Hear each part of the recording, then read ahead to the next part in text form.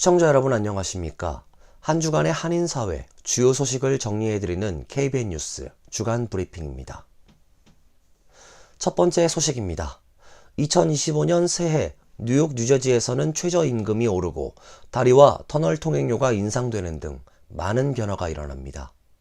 새해 새롭게 바뀌는 것들, 김태희 기자가 전해드립니다. 오늘부터 뉴욕시와 롱아일랜드, 웨체스터 카운티의 최저임금이 16달러에서 16달러 50센트로 인상됐습니다. 뉴욕주의 나머지 지역 최저임금도 15달러에서 15달러 50센트로 올랐습니다. 뉴저지의 최저임금도 시간당 15달러 13센트에서 36센트 올라 오늘 15달러 49센트가 됐습니다. 오늘 5일부터는 뉴욕과 뉴저지를 연결하는 다리와 터널 통행료도 인상됩니다.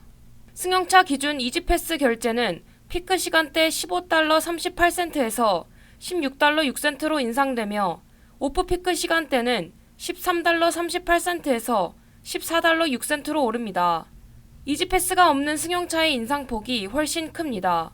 5일부터 18달러 31센트로 오르고 7월 6일부터는 22달러 38센트까지 인상됩니다. 7월부터는 이지패스가 있어도 판독 불가등으로 결제가 안되면 18달러 72센트를 내야 합니다. 5일부터는 맨해튼 혼잡 통행료도 부과됩니다. 맨해튼 60가 남단에 진입하는 차량은 9달러의 통행료를 내야 합니다. 6일부터는 시티바이크 요금이 기존 4달러 79센트에서 4달러 99센트로 오릅니다. 맨하탄과 뉴저지를 잇는 패스트레인 요금도 12일부터 현재 2달러 75센트에서 3달러로 인상됩니다. 뉴저지 턴파이크와 가든 스테이트 파크웨이 요금도 구간에 따라 약 3% 인상됩니다. 뉴저지주는 새해부터 휘발유에 부과되는 세금이 2.6% 인상됩니다. 또 6월부터는 직원 채용 공고를 낼 때 반드시 급여 내용을 공개해야 합니다. KBN 뉴스 김태희입니다. 새해 첫날 새벽 중남부 루이지애나주 뉴올리언스 중심가에서 차량 돌진으로 수십 명의 사상자가 발생하는 사건이 발생했습니다. 용의자는 이슬람으로 개종한 40대 남성으로 IS의 영감을 받고 범행을 저지른 것으로 보입니다. 연방수사국은 이번 사건을 테러로 규정하고 조사 중에 있습니다. 어제 오전 3시 15분께 뉴올리언스의 최대 번화가인 프렌치쿼터 버번 스트릿에 신년맞이를 위해 모인 인파 속으로 갑자기 픽업 트럭 한 대가 돌진했습니다. 이 사고로 현재까지 최소 15명이 숨지고 35명이 다쳤습니다. 범인은 경찰과 총격전을 벌인 후에 사망했습니다. 이 과정에서 경찰관 2명도 범인이 쏜 총에 맞아 다쳤습니다. 경찰은 현장에서 범인이 사용한 것으로 추정되는 권총과 반자동 소총을 회수했다고 밝혔습니다. 앤 커크 패트릭 뉴올리언스 경찰서장은 매우 의도적인 행동이었다. 범인은 최대한 많은 사람을 치료했다면서 음주운전은 아니며 우리가 파악한 정보에 따르면 더 복잡하고 심각한 상황이라고 부연했습니다. 이어 용의자는 차량으로 바리케이드를 뚫고 돌진한 후 현장에 있던 경찰관들을 향해 총격을 가했다고 전했습니다. 이 사건을 수사 중인 연방수사국은 범인이 42세의 샴스두딘 자바르라고 신원을 밝혔습니다. 퇴역 군인으로 텍사스 출신의 미국 시민으로 파악됐습니다. 군대에서 10년간 인사 전문가와 정보기술 전문가로 일했다고 말했습니다. FBI는 또 범인이 사건 당시 차량에서 ISIS 깃발이 발견됐다고 밝혔습니다. 범행에 사용한 픽업 트럭과 사건 발생 현장에서는 사제 급조 폭발물로 의심되는 IED가 여러 개 발견됐습니다.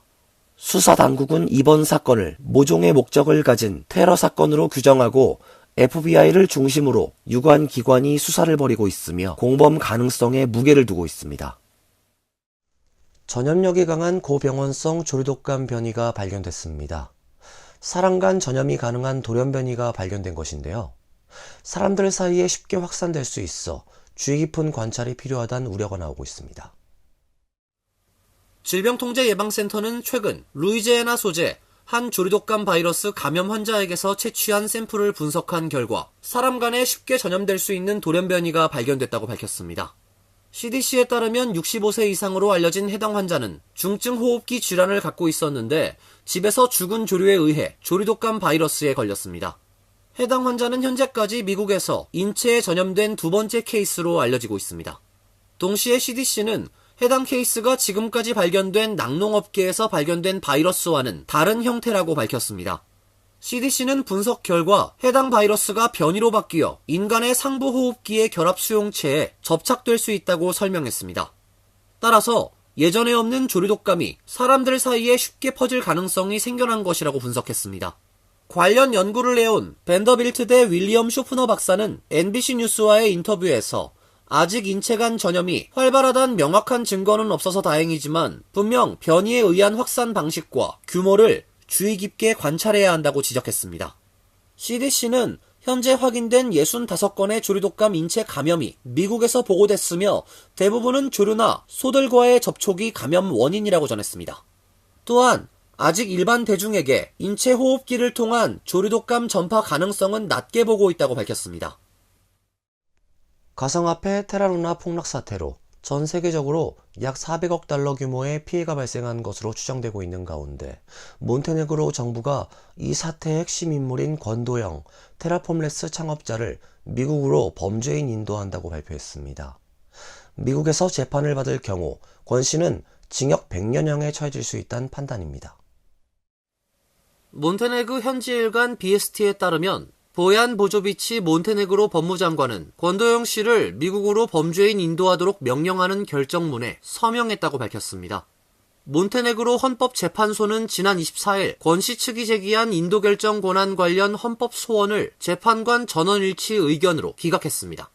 권 씨 측 신청에 대한 판단으로 권 씨는 몬테네그로 대법원이 한국 송환을 결정한 하급심 판단을 뒤집고 법무장관이 인도국을 결정하도록 판시하자 불복해 헌법 소원을 제기했습니다.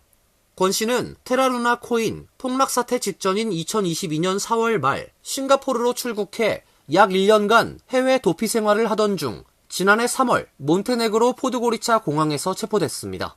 권 씨는 한국에서 특정 경제범죄 가중처벌 등에 관한 법률 위반 등 혐의로 기소된 상태입니다. 미국에서도 상품 사기, 인터넷 뱅킹 이용 금융 사기, 시세 조작, 증권 사기 등 8개 혐의로 재판에 넘겨졌습니다. 미국은 한국과 달리 동시에 복수의 혐의로 기소된 피고인에게 병과주의를 적용하고 있습니다.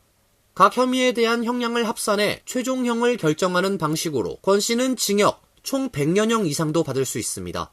반면 한국은 유죄로 인정된 여러 개의 혐의 중 형량이 가장 높은 혐의를 기준으로 가중 처벌합니다. 권 씨가 한국으로 인도될 경우 최대 징역 40년형 수준의 처벌을 받을 것이란 분석입니다. 이 때문에 권 씨는 처벌이 상대적으로 가벼운 한국으로 인도되기 위해 법적 싸움을 벌여왔습니다. 미국 제39대 대통령으로 가장 위대한 전직 대통령이란 평가를 받은 지미 카터 전 대통령이 향년 100세로 별세했습니다. 카터 재단은 어제 카터 전 대통령이 조지아주 플레인스 자택에서 가족들에게 둘러싸인 채 평화롭게 세상을 떠났다고 밝혔습니다. 1924년 10월 1일생인 카터 전 대통령은 올해 100세로 생존했던 미국 대통령 중 최고령이었습니다. 카터 전 대통령은 피부암인 흑색종으로 투병을 해왔습니다. 지난해 2월부터는 치료를 중단하고 호스피스 치료를 받아왔습니다. 카터는 1924년 10월 조지아 플레인스에서 농부인 부친과 간호사인 모친 사이에서 4남매 중 장남으로 태어났습니다. 해군 사관학교를 졸업하고 장교로 해군 잠수함 부대에 복무했습니다. 카터는 1962년 조지아주 상원 의원 선거에서 당선된 경쟁자가 부정선거로 낙마해 극적으로 의원직을 거머쥐면서 정계에 입문했습니다. 조지아주 주지사를 거쳐 1976년 대선에서 민주당 후보로 선출됐고 현직인 공화당 소속 제럴드 포드 당시 대통령을 꺾고 39대 미국 대통령으로 취임했습니다. 재임은 1977년부터 1981년까지 단임에 그쳤습니다. 1980년 대선에서 공화당 후보 로널드 레이건 전 대통령에게 참패했습니다. 한국과는 주한미군 철수 문제로 갈등을 겪기도 했습니다. 카터는 박정희 군사정권 당시 국내의 인권 상황을 거론하며 주한미군의 단계적 철수를 대선 공약으로 제시했고 박정희 정권이 내정 간섭이라고 반발하면서 한미관계의 긴장이 고조되기도 했습니다. 카터는 퇴임 이후인 1982년 카터 재단을 설립해 국제평화 문제에 기여했으며 1994년 북한이 북제원자력기구 탈퇴를 선언하면서 북핵 위기가 불거지자 평양을 방문해 김일성 주석과 담판에 나서기도 했습니다. 수단 등 국제 분쟁 지역에서 중재자로 활동해 2002년 노벨 평화상도 수상했습니다. 가난한 이들을 위한 사랑의 집 짓기에도 적극적으로 나섰습니다. 카터는 재임 당시보다 퇴임 이후 더 활발한 활동을 해 가장 위대한 전직 대통령이란 평가를 받았습니다. 카터 전 대통령의 장례식은 정치적 고향인 조지아주 애틀란타와 워싱턴 DC에서 열릴 예정입니다. 주미 한국 대사관을 사칭한 전화 및 이메일 사기가 기승을 부리고 있습니다.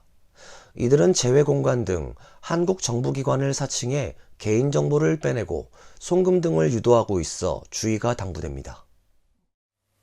주미 한국 대사관은 최근 웹사이트 공지를 통해 금융사기 보이스피싱 주의보를 발령했습니다. 대사관 측은 최근 발신 번호를 조작해 주미 한국 대사관을 사칭하는 금융사기 또는 이메일 피싱 범죄가 발생한 것으로 확인됐다면서 재외공관 등 공공기관을 사칭해 개인정보를 직접 요구하는 전화나 이메일을 주의해달라고 당부했습니다. 대사관에 따르면 가장 최근 발생한 보이스피싱은 한인들을 노리고 있습니다. 사기범은 한인에게 전화를 건 뒤 워싱턴 대사관에 근무하는 이모 사무관인데 현재 강모 씨를 포함한 120명의 한국인이 마약 사범으로 검거돼 한국으로 강제 송환 예정이며 당신도 대상이라고 통보하거나 메시지를 남깁니다. 사기범은 발신 번호를 주미 한국 대사관 대표번호로 남기는 치밀함도 보이고 있습니다.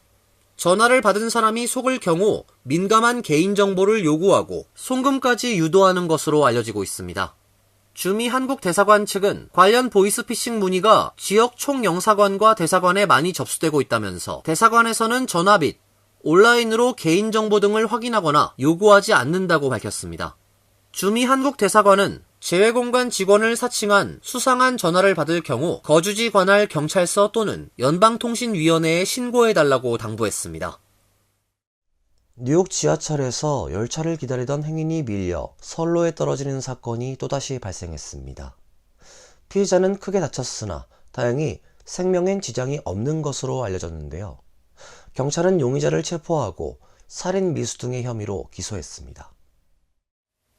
맨해튼 검찰은 어제 23세 남성 카멜 호킨스를 4건의 2급 살인 미수 및 폭행 혐의로 구속 기소했다고 밝혔습니다. 호킨스는 전날인 31일 첼시 18번가 역에서 열차를 기다리던 남성을 밀어 다치게 한 혐의를 받고 있습니다. 범행 당시 모습이 담긴 CCTV에 따르면 피해자는 승강장 가장자리에서 스마트폰을 보며 서 있었고 검은색 코트를 입은 채 피해자 주변을 서성이던 용의자가 열차가 승강장으로 들어오는 순간 피해자를 세게 밀었습니다. 피해자는 심각하게 다쳤지만 기적적으로 살아남았습니다. 현재 병원으로 이송돼 치료받고 있으며 의식도 있어 가족과 대화가 가능한 것으로 알려졌습니다. 용의자 호킨스는 조 어셔란 이름으로 DJ 활동을 하는 것으로 알려지고 있습니다. 경찰에 따르면 그는 과거에도 한 여성에게 표백제를 던지고 문을 걷어차는 등 위협해 괴롭힘 및 폭행 혐의로 기소된 상태입니다. 에릭 애덤스 뉴욕시장은 SNS에 우리 지하철 시스템에서 절대 있을 수 없는 끔찍한 폭력 행위라고 비난했습니다. 최근 뉴욕 지하철에선 각종 범죄가 잇따르고 있어 시민들의 불안이 커지고 있습니다. 지난 23일엔 한 남성이 여성 승객의 옷에 불을 붙이는 사건이 벌어졌으며 22일엔 뉴욕 퀸스 지하철 열차 안에서 잠을 자던 남성이 자신의 가방을 빼앗으려던 2명의 강도를 칼로 찔러 그중 1명이 사망했습니다. 뉴욕주 교도소에서 40대 흑인 남성 수감자가 교도관들에게 폭행을 당해 사망했습니다. 당시 폭행 장면을 담은 CCTV 영상이 공개가 됐는데요. 몇몇 교도관이 수감자를 마구 때리는 동안 다른 교도관들은 말리지 않고 서로 잡담하는 모습이 담겼습니다. 지난 9일 밤 뉴욕주 오네이다 카운티에 있는 마시 교도소에서 로버트 브룩스란 흑인 남성 수감자가 교도관들에게 폭행당한 끝에 사망했습니다. 뉴욕주 검찰이 공개한 영상에는 교도관 한 명이 구둣발로 브룩스를 발로 차고 얼굴에 피가 묻은 그의 목 부위를 잡아당겨 강제로 진료대에 눕히는 모습, 또 다른 교도관이 브룩스의 상체를 주먹으로 구타하는 장면 등이 담겼습니다. 몇몇 교도관이 브룩스를 때리는 동안 다른 교도관들이 그 주위를 지나다니거나 서로 잡담하는 등 아무도 동료들의 수감자 폭행을 제지하지 않는 모습도 담겼습니다. 영상엔 브룩스가 교도관을 공격하거나 위해를 가하는 등 폭행을 유발하는 장면은 없었습니다. 브룩스는 병원에서 지난 10일 새벽 사망 선고를 받았으며 1차 부검 결과 경부 압박에 의한 질식으로 숨진 것으로 나타났습니다. 숨진 브룩스는 과거 애인을 흉기로 찔러 살해한 혐의로 기소돼 유죄 인정 형량 협상 끝에 12년형을 선고받고 복역 중이었습니다. 캐시오컬 뉴욕 주지사는 폭행에 가담한 교도관과 간호사 등 14명에 대해 해고 절차를 진행하라고 지난주 뉴욕주 교정국에 지시했습니다. 뉴욕주 검찰은 이 14명을 비롯해 교도소 관계자들을 상대로 제대로 관리 감독이 이루어졌는지 등을 수사해 기소할 방침입니다. 이상으로 KBN 뉴스 주간 브리핑을 마칩니다. KBN과 함께 즐거운 주말 되시길 바랍니다.